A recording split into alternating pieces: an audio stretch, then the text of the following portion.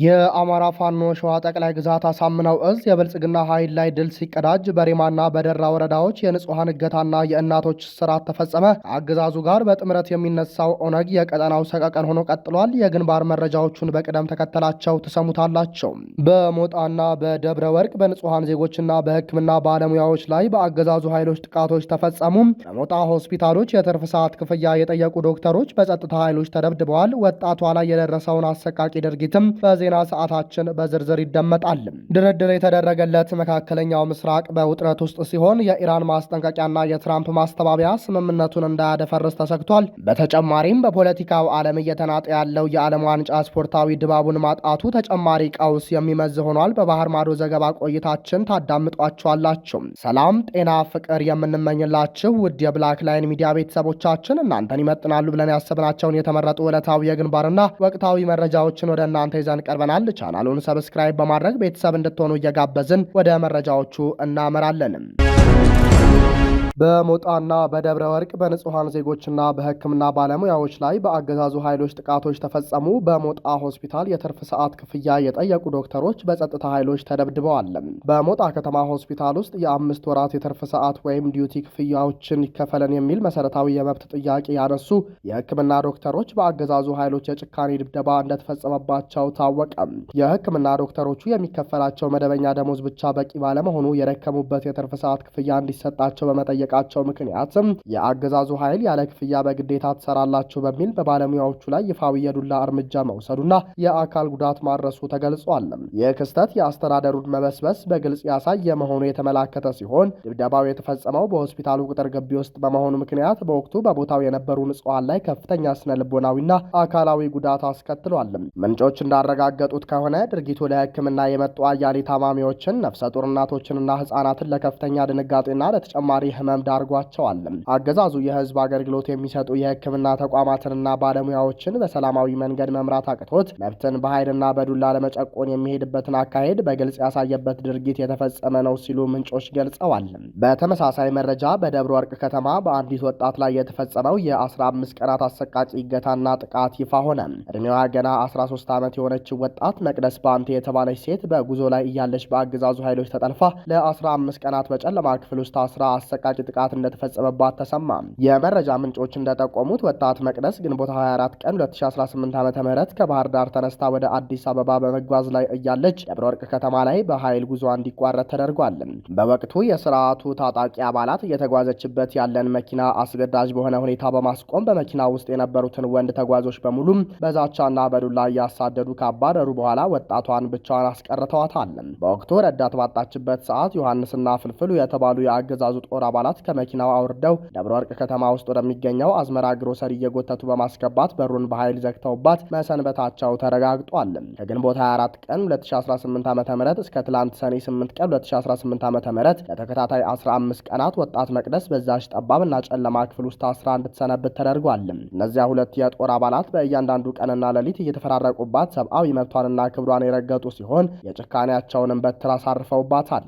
በእያንዳንዱ ሰከንድ ከምታፈሰው እንባና የምታሰማው የድረሱልኝ ጩኸት በግሮሰሪው ግድግዳዎች ላይ ተዳፍኖ መቅረቱና ሰሚ እንዳልነበራት የተገለጸ ሲሆን ሰኔ 8 ቀን የጸጥታ አባላቱ አካሏን አርክመውትና ነፍሷን አቁስለው ሜዳ ላይ ጥሏት በመሄዳቸው ከነበረችበት ስቃይ ለመውጣት በቅታለች። ወጣት መቅደስ በአሁኑ ወቅት ብትለቀቅም ከፍተኛ የአካልና የስነ ልቦና ስብራት ደርሶባት ያው በድን ሆናለች የሚሉት ምንጮች ይህ በንጹሐን ዜጎችና በእህቶቻችን ላይ የተፈጸመ ያለን ታሪክ የማይረሳ ግፍ በአገዛዙና በወንበር ጠባቂው ኃይል ላይ ከፍተኛ ህዝባዊ ሮሮ እያስቀጠለ ይገኛል። ሰራዊቱ የሀገር ዳር ድንበር ከመጠበቅ ወጥቶ በእርስ በእርስ ጦርነትና በገዛ ህዝቡ ላይ ስቃይና እንግልት እንዲፈጠር ተደርጎ በአብይ አህመድ አገዛዝ ስርዓታዊ ጭካኔ ተስሎ የግፍ በትሩን በንጹሐን ላይ እያሳረፈ መሆኑ የተለመደ ሀቅ ሆኗል። የአማራ ፋኖ ሸዋ ጠቅላይ ግዛት አሳምነው እዝ የብልጽግና ኃይል ላይ ድል ሲቀዳጅ በሬማና በደራ ወረዳዎች የንጹሐን እገታና የእናቶች እስራት ተፈጸመ። በሸዋ ጠቅላይ ግዛት ይፋትና ጥሙጋ አውራጃ እንዲሁም በመርሃቤቴና በደራ ወረዳዎች የተከፈተውን የብልጽግና አገዛዝ መጠነ ሰፊ የጥፋት ዘመቻ ተከትሎም የፋኖ ጀግኖች ጠንካራ የመከላከልና የአጸፋ እርምጃ በመውሰድ አምባገነኑን ኃይል ቀጥተዋል። ሆኖም የፋኖን ብረት ለበስ ክንድ መቋቋም ያቃተው ይኸው የብልጽግና ኃይልና ተባባሪዎቹ ፊታቸውን ወደ ንጹሐን በማዞር ታሪክ የማይረሳው እኩይ ተግባርና የውንብድና ድርጊት ፈጽመዋል። በይፋትና ጥሙጋ አውራጃ የጠላት ኃይል ተደምስሷል። አባት አርበኞች አንጸባራቂ ድልም ተቀዳጅተዋል። የአማራ ፋኖ ብሔራዊ ንቅናቄ አፋብን የሸዋ ጠቅላይ ግዛት አሳምነው እዝ አጼ ዘርዓ ያዕቆብ አንደኛ ኮር ስር በሚገኘው አጼ ይኩኖ አምላክ ክፍለ ጦር የሚመሩት የይፋትና ጥሙጋ አውራጃ አባት አርበኞች አጥፊውን የብልጽግና ጥምረት ኃይል አይቀጡ ቅጣት ቀጥተዋል። ከዚህ ቀደም በማጀቴና አካባቢው የገበሬውን ሰብል በማቃጠል ንብረት በመዝረፍና የኢኮኖሚ ድቀት በማድረስ የሚታወቀው የብልጽግና ሰራዊት የኦሮሞ ብሔረሰብ ዞን ሚሊሻና ፖሊስ ጋር ጥምረት በመፍጠር ዳግም ሰፊ የጥፋት ወረራ ለመፈጸም ተንቀሳቅሶ ነበር። ነገር ግን በማጀቴ ዙሪያ የተደራጁት ከከነአን ከኡባንታ ባተና ከምኒልክ ብርጌዶች የተውጣጡ የአባት አርበኛ ቃኞች የጠላትን ሴራ ቀድሞ በማክሸፍ እስከ ጫፍ ድረስ ዘልቀው በመግባት በወሰዱት የፊት መስመር ማጥቃት አንጸባራቂ ድል አስመዝግበዋል። ትላንት ከማለዳ እስከ ምሽቱ 1 ሰዓት በቆየው ከባድ ውጊያ የጠላት ኃይል ክፉኛ የተመታ ሲሆን ቁጥራቸው በውል ያልታወቁ ሙትና ቁስለኞች የከሚሴን ሆስፒታል አጨናንቀው ትሏል። በአሁኑ ሰዓት የአባት አርበኞች የፊት መስመር ኃይል ወደ ጭሬ ቀበሌና ማጀቴ ቆላ አካባቢ በመጠጋት ከፍተኛ ዝግጁነት ላይ የሚገኝ ሲሆን የአካባቢው ማህበረሰብም መሬታችንንና ሰብላችን አይደፈርም በሚል ጽኑ እምነት ከፋኖ ጎን ተሰልፏል። በሌላ በኩል በሬማ ከተማ ታሪክ የማይረሳው ነውር ተፈጽሟል ሲባል ከ390 በላይ እማወራዎችና ነፍሰ ጡር እናቶች በግፍ መታሰራቸው ተሰምቷል። ከ650 በላይ የቀድሞ የአገዛዙ ሚሊሻዎችና የጥምር ጦር አባላት የስርዓቱን አምባገነንነት ተረድተው የህዝባቸውን ወገንተኝነት በመምረጥ ያሳምነው እዛ አካል የሆነውን የአጼ ዳዊት ክፍለ ጦርን በየጊዜው መቀላቀላቸውንም አገዛዙን ለከፍተኛ ድንጋጤ ዳርጎታል ተብሏል። በዚህም ምክንያት የፋኖን ክንድ መቋቋም ያቃተው የኮሎኔል ማቴዎስ ማዴቦ የሚመራው የ101ኛ አየር ወለድ ክፍለ ጦር በሸዋ ጠቅላይ ግዛት መርሐቤቴ አውራጃ በሬማ ከተማና ዙሪያው ታሪክ ይቅር የማይለው የጅምላ አፈሳና የወንብድና ተግባር ፈጽሟል። የአገዛዙ ወታደራዊ አመራሮች ባሎቻቸው 94,000 ብር በልተው መሳሪያ ይዘው ፋኖን ተቀላቅለዋል ወይ አስመጡ፣ ካልሆነም ገንዘቡንና መሳሪያውን መልሱ በሚል የፈጠራ ሰበብ በመያዝ ቁጥራቸው 395 የሚሆኑ እማወራ እናቶች፣ ነፍሰ ጡርና የሚያጠቡ ህጻናትን የታቀፉ እናቶች እንዲሁም አዛውንቶች በግፍ ታስረው በሬማ ፖሊስ ጣቢያ ውስጥ ይገኛሉ ተብሏል። በደረሰባቸው ከፍተኛ እንግልትና ስቃይ ምክንያት 2 ነፍሰ ጡር እናቶች ዛሬ ሌሊት 9 ሰዓት ላይ ታመው ወደ ጤና ጣቢያ መወሰዳቸውን የአጼ አምደ ጽዮን ኮር መረጃ አረጋግጧል። አማራ በባህሉ በሴት ልጅ ላይ ክንዱን የማያነሳ ጨዋ ህዝብ በመሆኑ ይህ የአገዛዙ ነውር ማህበረሰቡን ክፉኛ አስቆጥቷል።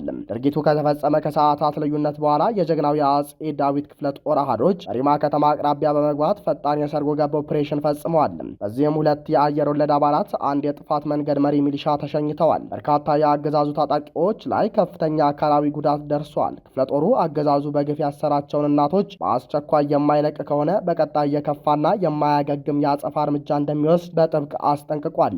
ይህ በእንዲህ እንዳለ በደራ ወረዳ ኦነግ ሸኔ በንጹሐን ላይ ጥቃት ፈጽሟል። የአማራን ህዝብ ለማንበርከክ ከብልጽግና ስርዓት ጋር በጥምረት የሚሰራው የኦነግ ሸኔ ታጣቂ ቡድን በኦሮሚያ ክልል ሰሜን ሸዋ ዞን ደራ ወረዳ በሚገኘው ጉንደ መስቀል ጎለልቻ በተባለ ቦታ ዛሬ ሌሊት በከፈተው ጥቃት በንጹሐን ላይ ሰብአዊ መብት ረገጣ ፈጽሟል። በጥቃቱ 1 አባት ከነ ልጃቸው በግፍ የተገደሉ ሲሆን 8 ንጹሐን ቆስለው ሆስፒታል ገብተዋል። በርካታ ሰዎች ተደብድበው የታገቱና የጠፉ መሆናቸውን የአካባቢው ነዋሪዎች ገልጸዋል። በተጨማሪም በርካታ የገበሬው የቀንድ ከብቶች በታጣቂዎች ጥይት እንደ ሰው በጠላትነት ታይተው ተደብድበው ተገድለዋል። የተረፉትን የቀንድ ከብቶች ታጣቂዎቹ ይዘዋቸው ተሰውረዋል። ከዚህ ቀደም ሰኔ 6 ቀን 2018 ዓ.ም ከአባዶ ወደ ጉንደ መስቀል ሲጓዝ የነበረ አንድ የህዝብ ማመላለሻ መኪና ሙሉ ተሳፋሪዎቹ ከነሹፌሩ በዚሁ ኃይል ተጠልፎ መታገታቸውን ነዋሪዎች በምሬት ገልጸዋል። የብልጽግናው አገዛዝ የፋኖን ህዝባዊ ክንድ በጦር ሜዳ መቋቋም ሲያቅተው ነፍሰ ጡር እናቶችን በማሰርና በደራ ወረዳ ንጹሐንን በማሳገት ስልጣኑን ለማራዘም እየጣረ ይገኛል። ሆኖም የሸዋ ጠቅላይ ግዛት የፋኖ እዝና መላው የአማራ ህዝብ መሬታቸውንና ክብራቸውን ለማስጠበቅ ጽኑ ታሪካዊ ተጋድሏቸውን አጠናክረው ቀጥለዋል። ድርድር የተደረገለት መካከለኛው ምስራቅ በውጥረት ውስጥ ሲሆን የኢራን ማስጠንቀቂያና የትራምፕ ማስተባበያ ስምምነቱን እንዳያደፈርስ ተሰግቷል። በሊባኖስና በእስራኤል መካከል ያለው ግጭት አዲስ መልክ የያዘ ይመስላል። ከዚህ በኋላ እስራኤል በሊባኖስ ላይ የምትፈጽመው የትኛውም አይነት ጥቃት ከአሜሪካ ጋር የተደረሰውን የመግባቢያ ስምምነት የሚጥስ ነው ስትል ኢራን ጠንካራ ማስጠንቀቂያ ሰጥታለች።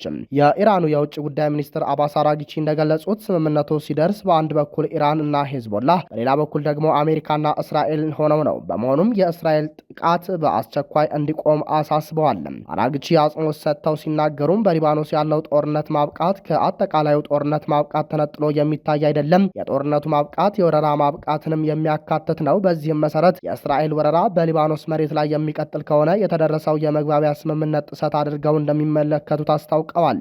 ይህ የኢራን ማስጠንቀቂያ የተሰማው እስራኤል በደቡባዊ ሊባኖስ ወደሚገኙ ወታደሮቿ እየተጠጉ ነበር ባለቻቸው ሽብርተኞች ላይ ጥቃት መፈጸሟን ካሳወቀች በኋላ ነው። የሊባኖሱ ሄዝቦላህ ቡድን በበኩሉ ለእስራኤል ጥቃት ምላሽ የሚሳኤልና የድሮን ጥቃቶችን መሰንዘሩን ገልጿል። አሜሪካና ኢራን ከስምምነት መድረሳቸው ይፋ ከሆነ በኋላም ቢሆን እስራኤል የደህንነት ቀጠና ባለችው የሊባኖስ ግዛት ውስጥ ኃይሎቿ እንደሚቆዩ አስታውቃለች። በርካታ የእስራኤል መንግስት ባለስልጣናትም በአሜሪካና በኢራን መካከል የተደረሰውን የመግባቢያ ስምምነት አውግዘውታል። በሌላ በኩል ፕሬዚዳንት ዶናልድ ትራምፕ አሜሪካና ኢራን ከስምምነት ከደረሱ በኋላ አሜሪካና አጋሮቿ $300 ሚሊዮን ለኢራን መልሶ ግንባታ ይሰጣሉ መባሉን ሙሉ በሙሉ አስተባብለዋል።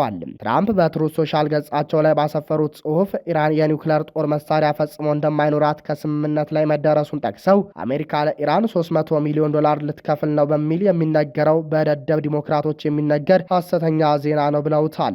ምንም እንኳን ሁለቱ ሀገራት ከርቀት በኤሌክትሮኒክስ መንገድ የተቀበሉትን የመግባቢያ ሰነድ ሙሉ በሙሉ የተቀበሉ ቢሆንም የጦርነቱ ማቆሚያ ሰነድ ዝርዝር ዋነኛ ይዘት እስካሁን ይፋ አልሆነም። ከሁለቱም በኩል እየወጡ ባሉ መረጃዎች ላይም አንዳንድ ልዩነቶች እየታዩ ነው። የመጨረሻው ስምምነት አርብ በስዊዘርላንድ ውስጥ በተወካዮቻቸው አማካኝነት ይፈረማል ተብሎ ይጠበቃል።